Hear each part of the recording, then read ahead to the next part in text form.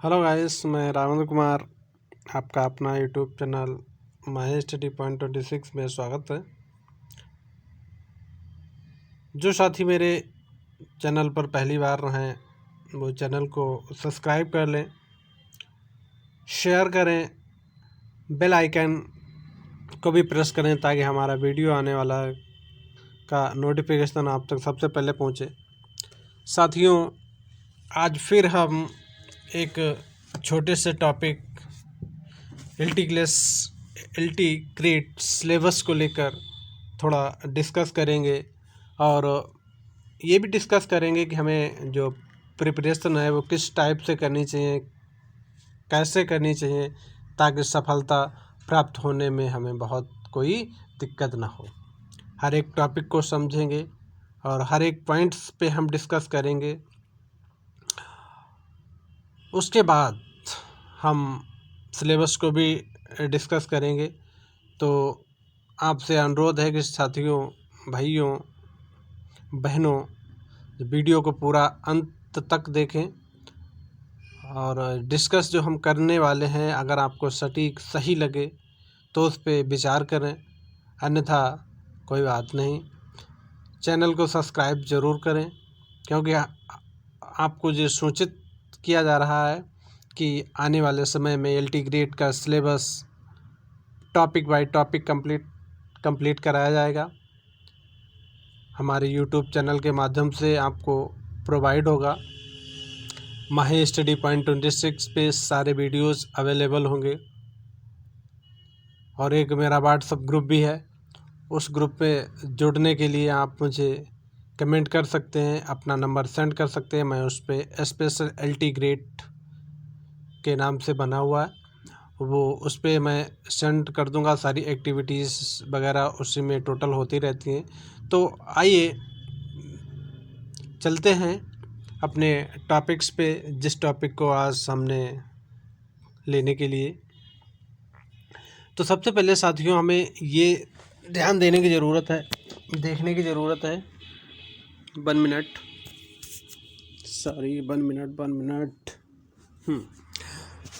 तो साथियों सबसे पहले हमें देखने की ये ज़रूरत है कि इसमें टोटल क्वेश्चंस कितने आते हैं, टोटल क्वेश्चन कितने आते हैं और इसमें किस टाइप से हमें कंप्लीट करना है, किस टॉपिक पे ज़्यादा ध्यान देना है, किस टॉपिक पे हमें कम ध्यान देना है। तो इसमें सबसे पहले क्वेश्चंस की बात करते हैं। तो क्वेश्चन मेरे आते हैं, कितने आते हैं भाई? 150 क्वेश्चंस आते हैं। 150 क्वेश्चंस में 30 क्वेश्चंस जो मेरे होते हैं वो हमारे जीएस के होते हैं, जीके जीएस के होते हैं। बाकी जो बचते हैं 120 हमारे होते हैं सब्जेक्ट के। ठीक है, तो ये क्वेश्चन पेपर पैटर्न होता है।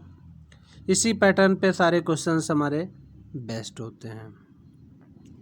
अब क्या करते हैं, अब इसमें सबसे पहले हमें रणनीति ये बनानी है कि किसके क्वेश्चन कितने हो सकते हैं भाई। अब ग्रामर और लिटरेचर की बात करें तो ग्रामर पोर्शन कितना हो सकता है और लिटरेरी पोर्शन कितना होता है। तो ये आप साथियों मैं आपको बता दूं कि जो ग्रामर पोर्शन होता है वो हमारा 40% होगा और जो लिटरेचर पोर्शन हो वो हमारा 60% होगा। हो सकता है कि ये पोर्शन 5 प्लस कर दें, ये पोर्शन 5 माइनस कर दें। ठीक है, तो कभी कभी 45% पे हमारी ग्रामर होगी और इसमें 55% पे हमारा लिटरेचर होगा। अब कैसे, ये बात जो मैं बोल रहा हूँ कैसे, इसको मैं प्रूफ करके भी दिखाऊंगा कि किस प्रकार से आपको जो मैं सिलेबस परसेंटेज बता रहा हूँ सब्जेक्ट का और ग्रामर का, लिटरेचर और ग्रामर पोर्शन का किस प्रकार से होता है। तो चलिए देखते हैं। सबसे पहले तो हमें 1 मिनट।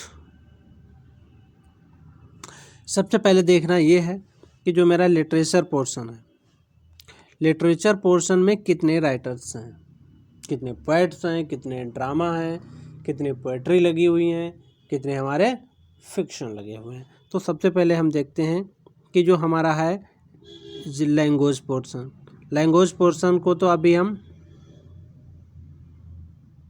छोड़ के चलते हैं। सेकंड सेक्शन की बात करते हैं तो सेकंड सेक्शन में चलते हैं। इसमें हमारे टोटल अगर राइटर की बात करें तो कितने राइटर हैं, कितने पोएट्स हैं सेकंड सेक्शन में। अगर पोएट्स की बात करें तो सेकंड जो पोएट्रीज हैं, जो पोएट्स हमारे दिए हुए हैं वो 24 पोएट्स दिए हुए हैं। कितने दिए हुए हैं? 24। अब 24 पोएट्स दिए हुए हैं। आप एक चीज़ अनुमान लगाइए, क्या एक पोएट्री का, एक पोएट का एक क्वेश्चन नहीं आ सकता है? एक पोएट्री का एक क्वेश्चन आप मान के चलें। अब भाई जैसे शेक्सपियर दिए हैं, मिल्टन दिए हैं, पोप दिए हैं और विलियम वर्ड्सवर्थ दिए हैं, तो इनसे तो एक एक क्वेश्चंस बनने वाला है, बिल्कुल 100% बनने वाला। इनमें से ऐसा कोई राइटर नहीं जिनको हम छोड़ दें और कहें चलो इनका नहीं आ सकता, या हम जिसको कम पढ़ें, तो ऐसा कोई राइटर पोएट इसमें नहीं है। इसके बाद है Robert Browning my last duchess and Prospice. बहुत इंपॉर्टेंट पोएम है भाई, रॉबर्ट ब्राउनिंग जी की जो पोएम है माई लास्ट डचेस से तो ये क्वेश्चन बनना है। मैथ्यू आर्नल्ड डाबर विच है, मेमोरियल वर्सेस है, W.B. येट्स की है, सेकेंड कमिंग है, सिलिंग बेन जोन्स, T.S. इलियट की है, ओटो वेस्टलैंड। अब बताओ, यहाँ से क्वेश्चंस बनते हैं, यहाँ से क्वेश्चंस हमारे बनेंगे, बिल्कुल बनेंगे। और W.B. आर्डन की है, विक्टर होगो को है, और फिर फिलिप लार्किन की है। आप बताइए इनमें से कोई भी आपको पोएट्स ऐसा लग रहा है जिसको हम छोड़ दें, जिसकी पोएट्री हमारे लिए कम महत्वपूर्ण हो? ऐसा कोई भी पोएट नहीं है। इसीलिए हम बोल रहे हैं कि जो क्वेश्चंस हैं, आप मिनिमम से मिनिमम पोएट्री सेक्शन की बात करें तो पोएट्री सेक्शन में मिनिमम अगर क्वेश्चंस की बात करें तो 25 क्वेश्चंस हमारे आने वाले हैं। कितने? 25 क्वेश्चंस। अब इसके बाद पहले तो क्वेश्चन की बात करिए, किस पॉइंट्स की बात करिए। उसके बाद आता है second section C. Section second में ही सी पार्ट्स बन गए भाई। ए पार्ट्स हो गया लिटरेरी टर्म का, उसके बाद पोएट्री हो गई सेकंड में। थर्ड की बात करें तो ड्रामा आता है। ड्रामा पार्ट्स में हमारे कितने हैं? 9। कितने हैं? 9 राइटर हैं। अब 9 राइटर हैं, अब ड्रामा पार्ट को हम कोई भी छोड़ नहीं सकते। क्यों? ड्रामा पार्ट्स में ऐसा कोई भी टॉपिक्स नहीं है जिसको हम ड्रॉप कर सकते हैं। भाई देखिए, ड्रामा पर्सन की बात करें तो विलियम शेक्सपियर हैं।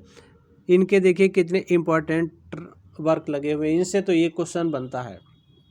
ये क्या 2 या 3 क्वेश्चंस बनते हैं, लगभग 3 क्वेश्चंस बनते हैं।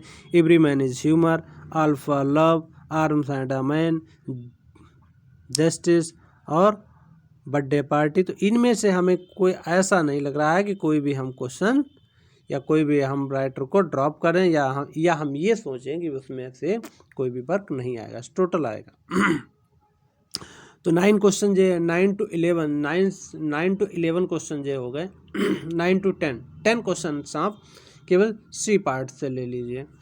इसके बाद आता है हमारा डी पार्ट डी में प्रोज और फिक्शन। अब यहाँ से कम यहाँ पर हमारे दिए हैं 28 राइटर्स, इसमें दिए हैं 28।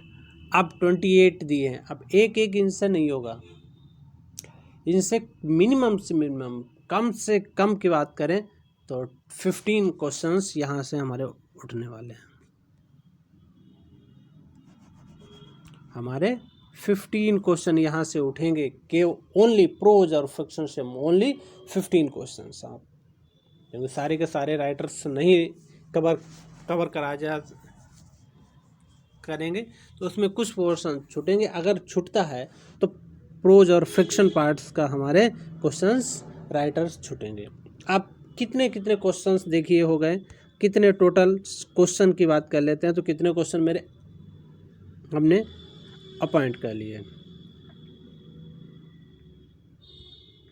यहाँ बल्कि 50 के बजाय आप 20 करिए। यहाँ पर जो प्रोज और फिक्शन की बात है तो 20 क्वेश्चन कर लीजिए। 8 क्वेश्चन आप 8 राइटर्स को ड्रॉप कर दें। चलिए टोटल की बात करते हैं तो कितने हुए, देखिए 10 क्वेश्चंस जो हो गए मेरे भाई लिटरेरी टर्म मोमेंट्स, ठीक है। इसके बाद 25 क्वेश्चंस हो गए मेरे पोएट्री के, ये हो गए लिटरेरी टर्म के। अब 9 to 11 10 क्वेश्चंस हमारे हो गए हैं प्रोज के, ठीक है। अब 20 क्वेश्चंस मेरे हुए हैं किसके भाई, ड्रामा और फिक्शन के। टोटल कितना हो गया 5 1 2 3 4 4 to 6, ये क्वेश्चन का रेशियो रहा मिनिमम, क्या रहा मिनिमम।